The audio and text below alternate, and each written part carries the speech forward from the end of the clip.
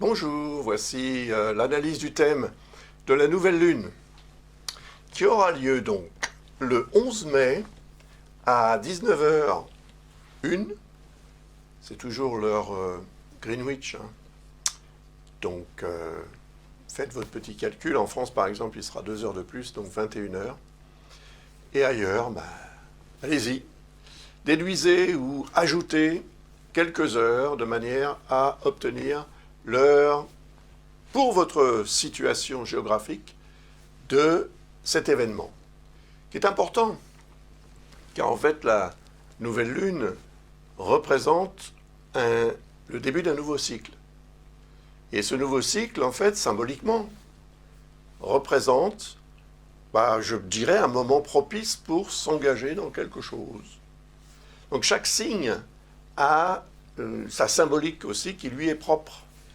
Le signe du Taureau, c'est le deuxième signe du zodiaque. C'est un signe de terre. On dit en astrologie que c'est un signe de terre fixe. Donc il a quand même une certaine stabilité.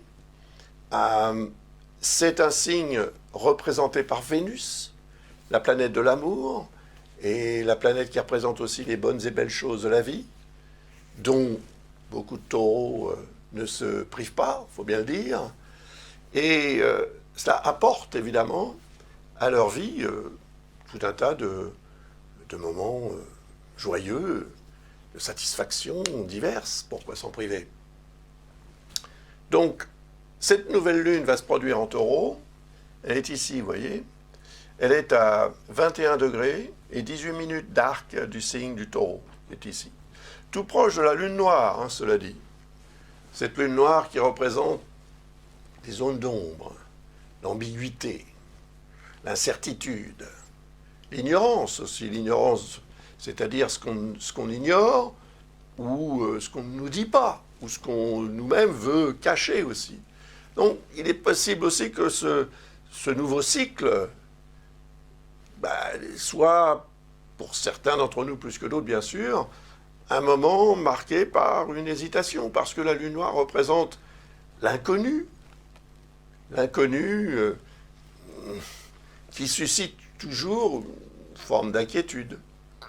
Donc il est probable que nous ayons besoin quand même de réfléchir, d'évaluer, de travailler sur la réalité, plutôt que de s'engager comme ça dans cette notion de nouveau cycle sans garantie qu'il n'aboutisse à quoi que ce soit.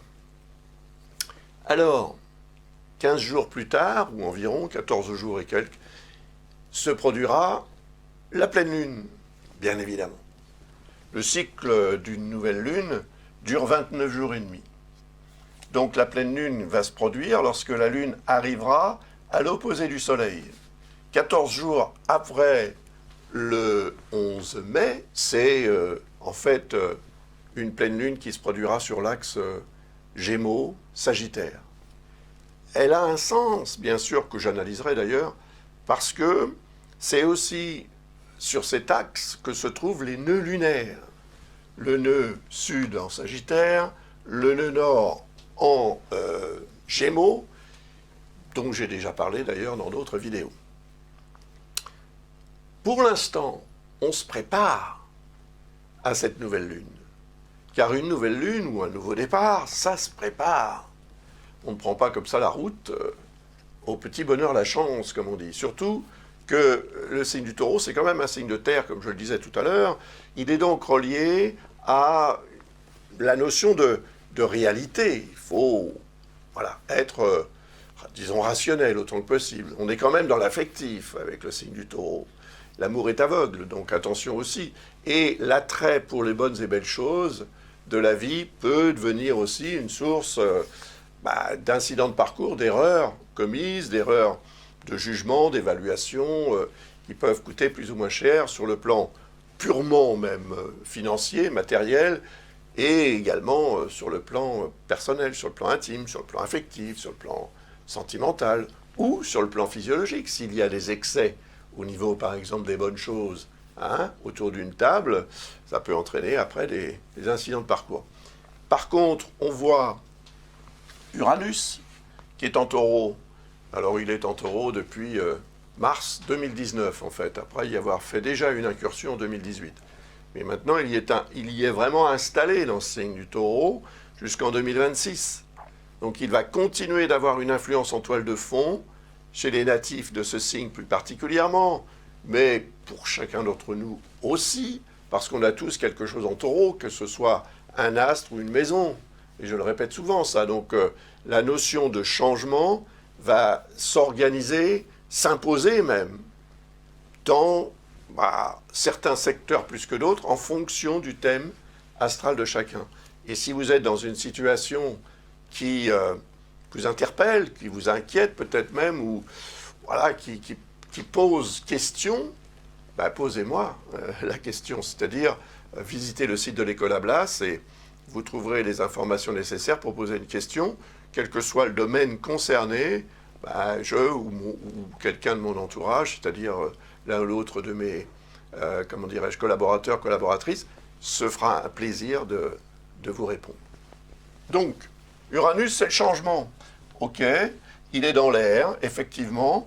La Lune va entrer dans le signe du Taureau 42 heures environ avant cette nouvelle Lune. Donc, elle y sera déjà, évidemment, le 10. On peut dire qu'à partir du 10 mai, lorsque la Lune va traverser le signe du Taureau, commencer à transiter ce signe, elle va d'abord rejoindre Uranus en produisant une sorte de déclenchement de l'énergie du changement.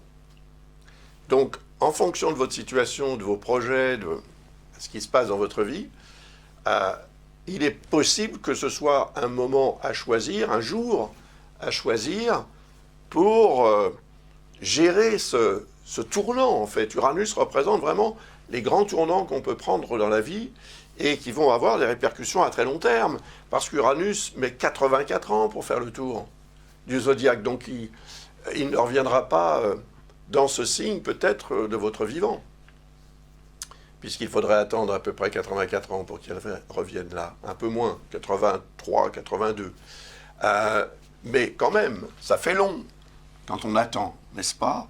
Donc cet Uranus-là, il est symbolique d'un changement qui s'organise en toile de fond, qui s'est déjà imposé. Et comme le signe du Taureau représente aussi l'alimentaire ou l'alimentation, l'alimentaire, c'est le travail.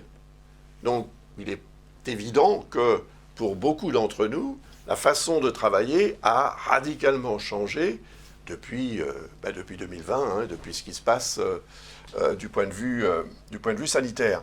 Uranus est en harmonie avec Vesta, en harmonie aussi avec Mars qui est en Cancer. Ça va avoir un effet plutôt positif parce que ça représente la capacité d'agir justement et de prendre une décision éventuellement qui pourrait être ensuite utile pour faire avancer les choses, c'est-à-dire pour s'engager dans cette logique de changement qui pourrait prendre place ou qui pourrait se décider peut-être un peu plus officiellement au moment de la nouvelle lune, le 11 mai, dans fin d'après-midi, ou en soirée, puisqu'il sera 21h en France, par exemple. Il sera le lendemain aussi, par exemple au Japon, en Australie, on sera le 12.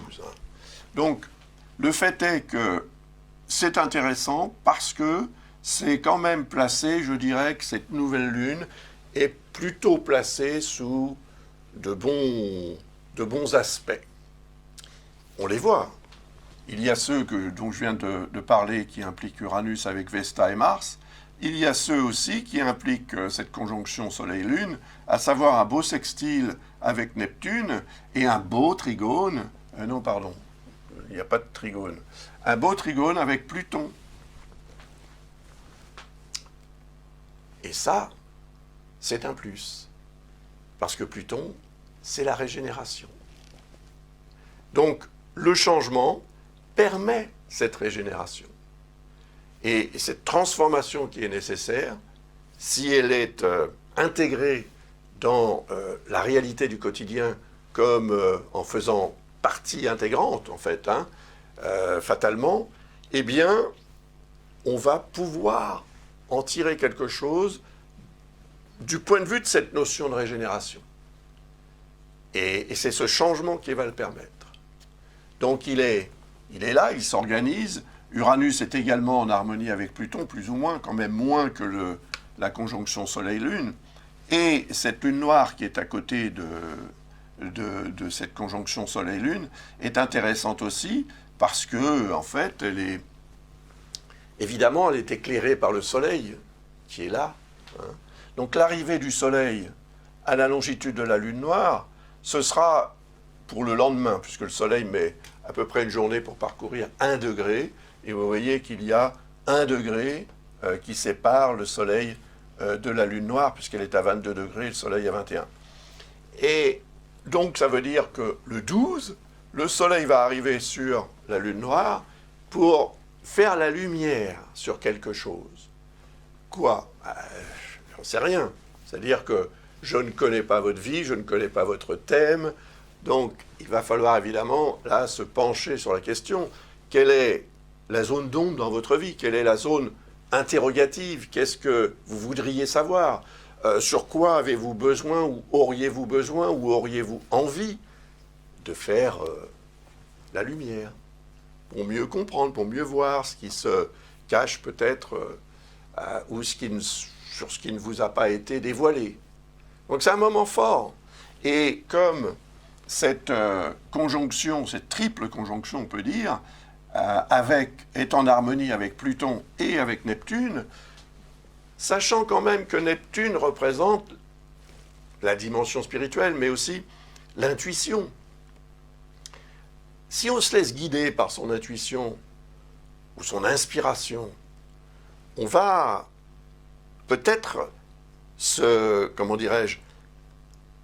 améliorer ses capacités à percevoir ce qu'il faut percevoir, afin d'en extraire ce qui est nécessaire pour avancer et, évidemment, évoluer, voire même pour renaître. C'est après tout ce que représente Pluton aussi, cette notion de régénération. C'est ça. Et Pluton représente le signe qui est opposé au signe du Taureau, le signe du Scorpion. Donc dans cette opposition, il y a une complémentarité. Signe de terre, signe d'eau. Et c'est vrai que dans tout Taureau, il y a un Scorpion qui sommeille et inversement, comme on dit. C'est l'alter ego, en fait. Donc Pluton va très certainement favoriser une régénération, une amélioration qui peut se situer au niveau de la santé, qui peut se situer évidemment dans vos affaires courantes, financièrement parlant, si vous avez par exemple une démarche à faire pour obtenir une amélioration du point de vue professionnel, du point de vue salaire ou revenu. À mon avis, cette nouvelle lune serait un bon moment pour envisager effectivement ce genre de démarche et de contact aussi avec l'autre, quel qu'il soit. Donc, Pluton est en Capricorne, c'est le signe des réalités et c'est le signe aussi qui correspond au sommet. Le sommet à atteindre, c'est quoi votre sommet à atteindre ? On en a tous un. Et je veux dire que ces sommets-là aussi, ils évoluent en fonction de notre propre évolution. C'est-à-dire qu'on a plusieurs sommets à atteindre dans une vie. On n'en a pas qu'un, bien heureusement. Donc quel est le sommet que vous souhaitez atteindre symboliquement au cours peut-être des prochaines semaines ? Parce que ça peut s'inscrire dans cette nouvelle lune, bien évidemment, dans cette période de nouvelle lune, jusqu'à la prochaine nouvelle lune qui aura lieu 29 jours et demi plus tard, en juin. Et elle aura lieu en Gémeaux. Donc ça, c'est très bien. Tout ce qu'il y a en Taureau, par contre, il faut savoir que c'est représenté ou régenté, comme on dit, par Vénus, qui représente ce signe. Et Vénus est en Gémeaux. On la voit ici à 3 degrés Gémeaux. Elle est en dissonance avec Jupiter.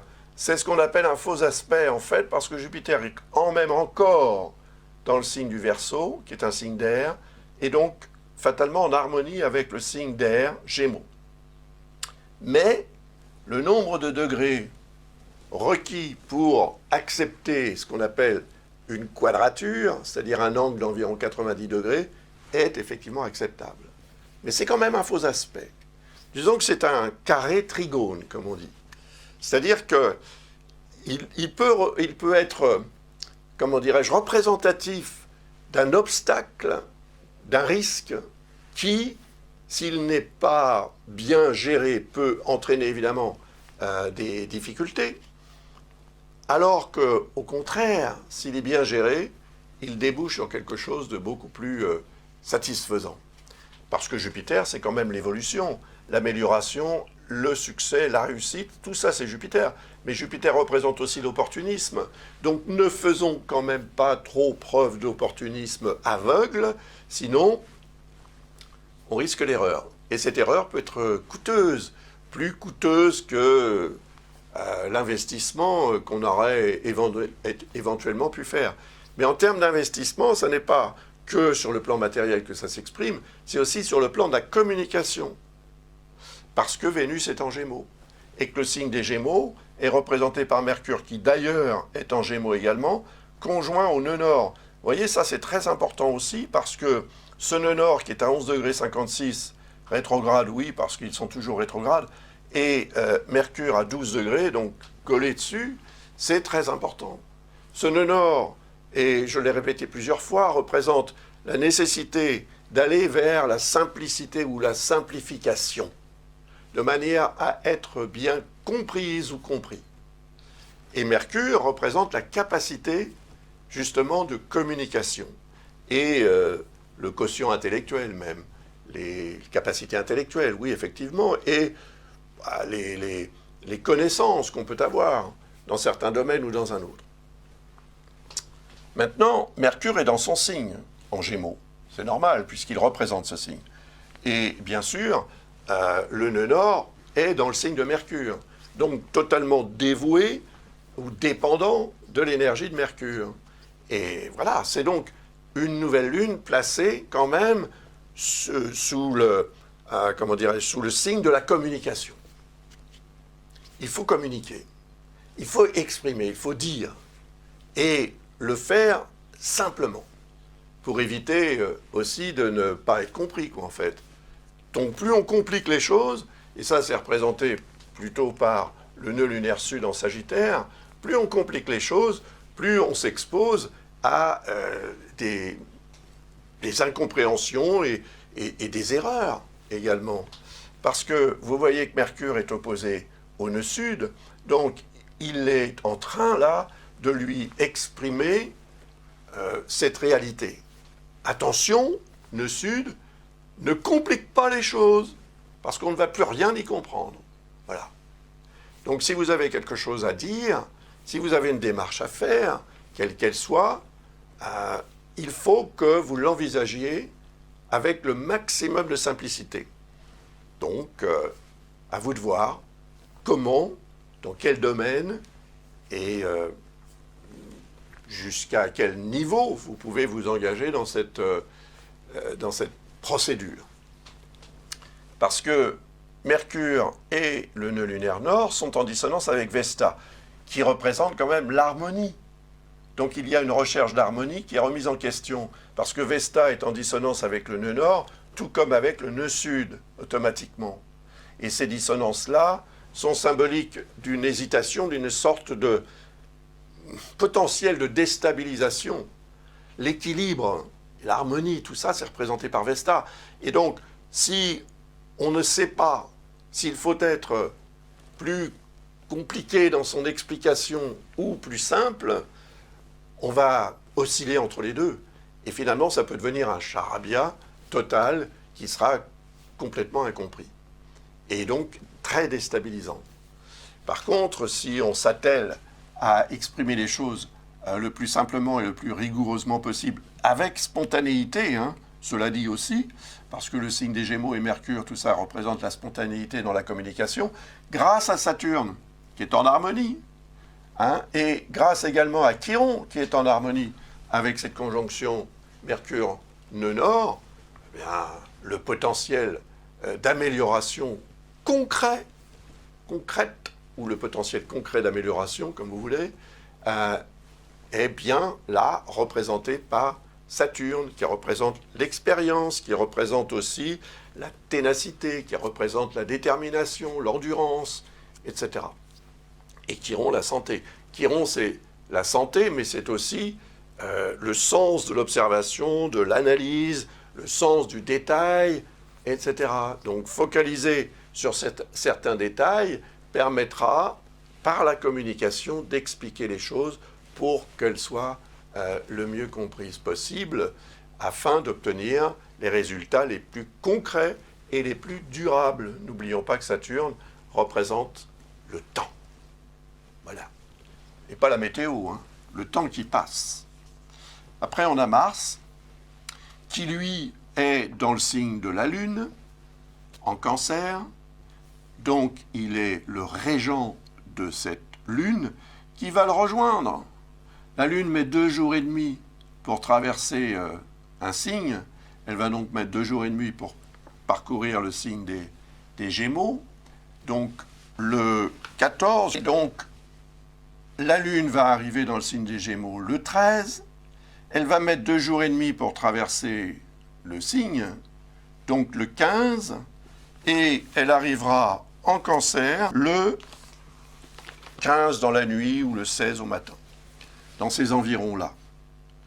Et ça veut dire que lorsque la Lune va arriver à la longitude de Mars, elle va déclencher l'énergie de Mars en rapport avec cette nouvelle Lune, puisque la Lune représente Mars qui est dans son signe. Le signe de la Lune, c'est le signe du Cancer.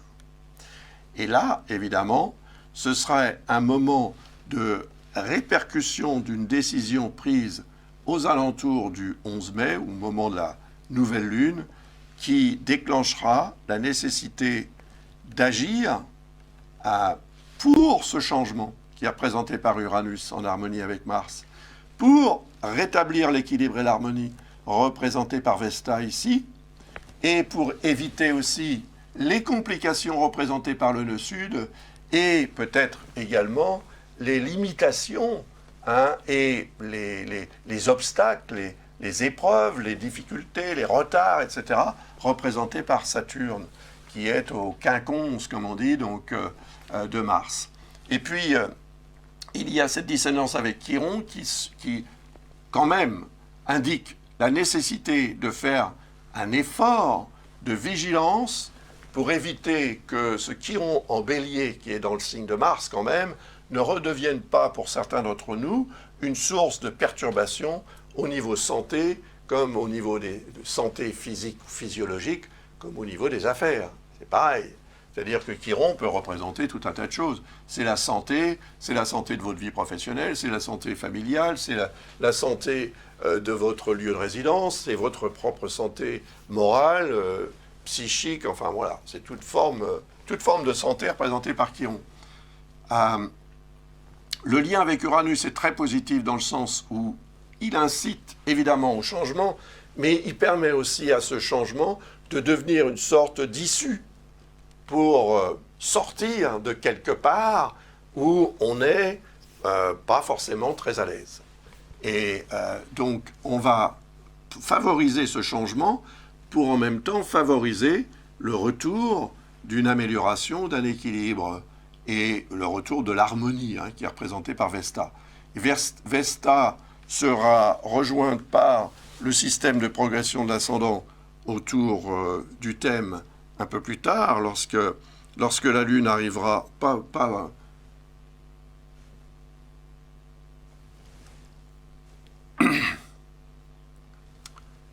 et Vesta sera rejointe par la Lune quand la Lune arrivera en Vierge, ce qui se fera le 20 ou le 19 du mois de mai.